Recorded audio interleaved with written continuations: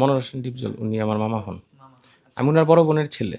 আমার ক্যান্সার ধরা পড়ে এই বছর জানুয়ারিতে। তো অসুস্থ হওয়ার পর আমার আম্মা অনেকবার ওনার সাথে যোগাযোগ করার চেষ্টা করে, উনি কোনো রেসপন্স করে নাই।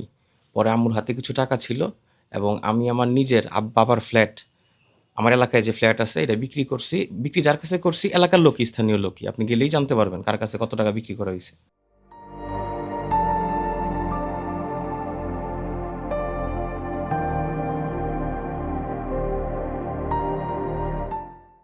ওই টাকা দিয়া আমি ভিসা করে, ইন্ডিয়ার ভিসা বন্ধ ছিল তখন। তো খুব চেষ্টা করে আমি ইন্ডিয়া যেয়ে চিকিৎসা করাইছি এবং আসার পর বাংলাদেশে সার্জারি করছি। উনি কোনো প্রকার খবরও নেয় নাই, হেল্পও করে নাই এবং ওনার ফ্যামিলি থেকে কেউ দেখতেও আসে নাই একবার। যেটা সত্য এটাই। অবশ্যই আমার, যদি আমার ফ্ল্যাট বিক্রি করা লাগবে কেন তাহলে আপনি বলেন? আমার আবার ফ্ল্যাট তো বিক্রি করতাম না। ফ্ল্যাট বিক্রি করা লাগছে এবং আর্জেন্ট বিক্রি করাতে খুব দ্রুত বিক্রি করে পরে আমরা ইন্ডিয়া যাওয়া লাগছে এবং আমার সব কিছু প্রসেসিং আমি নিজেই করছি। জি, সে এখন কেন লেখছে সে ভালো বলতে পারবে, আমি জানি না।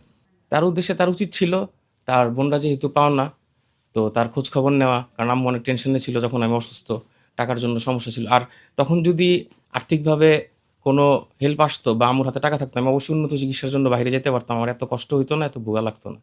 আর সার্জারিতে তো অনেক কষ্ট গেছে, সময়ও বেশি লাগছে। এখন আমার কেমন চলতেছে। আচ্ছা, আমরা তো দেখি তিনি বিভিন্ন মানুষকে আর্থিকভাবে সহযোগিতা করেন। তো করে, আপনি মানুষকে করে। আপনি তার ভাগিনা হিসেবে আপনাকে সে কোনো ধরনের সহযোগিতা করেনি? সে যোগাযোগই তো করে নেই।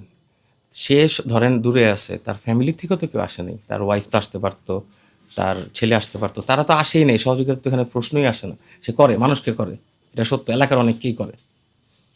এখন কেন করে না এটা সে ভালো জানে।